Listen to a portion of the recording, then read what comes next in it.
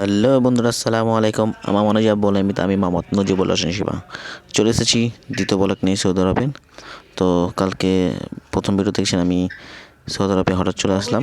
তো আস্তে আস্তে এই দেশে 10টা বাজে, বাংলাদেশের 1টা বাজে এসে পৌঁছেছি বাসায়। কারণ এয়ারপোর্টে আসতে মনে করেন 3 ঘন্টা সময় লেগেছে। তো এই মিজান ভাই আমার সাথে ছিল। মিজান ভাইয়ের সাথে আমি রিয়াদ এয়ারপোর্টে আমার সাথে দেখা হয়েছে। আমরা একই দালালের মাধ্যমে এসেছি, কিন্তু আমরা বাংলাদেশ এয়ারপোর্টে কেউ কাকে চিনি নেই, কিন্তু রিয়াদ এয়ারপোর্টে আমরা দাঁড়িয়েছিলাম। তো আমরা ওখান থেকে পৌঁছেছি। তারপর এসে এখানে লোক আসলো, এখানে দালাল আর কি, সৌদি আরবের দালালরা লোকরা এসে আমাদেরকে রিসিভ করে এখানে নিয়ে আসছে রিয়াদ আজিজিয়া আল সিফা। এখানে সৌদি দালালের এজেন্সি, এখানে বাংলাদেশ থেকে দালালরা এখানে পাঠিয়ে দেয়। এখান থেকেই মনে করেন থাকতে হয়, আকামা হবে, কাজ হবে। কাজ তারা নিয়ে আসে, অফার কার ইচ্ছে থাকে পারে সে সেভাবে যায়।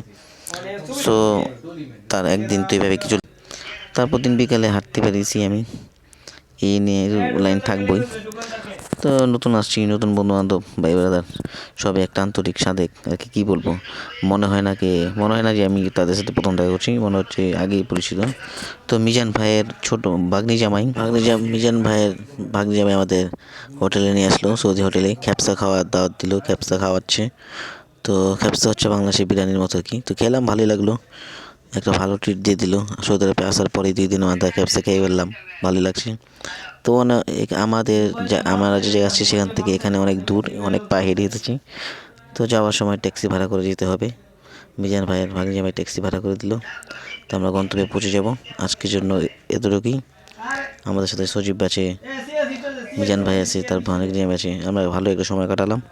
হয়তো সৌদি আরবে আজকে 2-3 দিন নতুন এসেছি। তো ভালো লাগলো, এত মানুষ আন্তরিকতা ভালো। তো বন্ধুরা, ভালো থাকেন, সুস্থ থাকেন। আগামী ভিডিওতে আরও কিছু ভিডিও নিয়ে আসবো, আরও ভালো কিছু দেখাবো বা আমার অভিজ্ঞতা জানাবো। তো ভালো থাকুন, সুস্থ থাকুন। আসসালামু আলাইকুম, বাই বাই।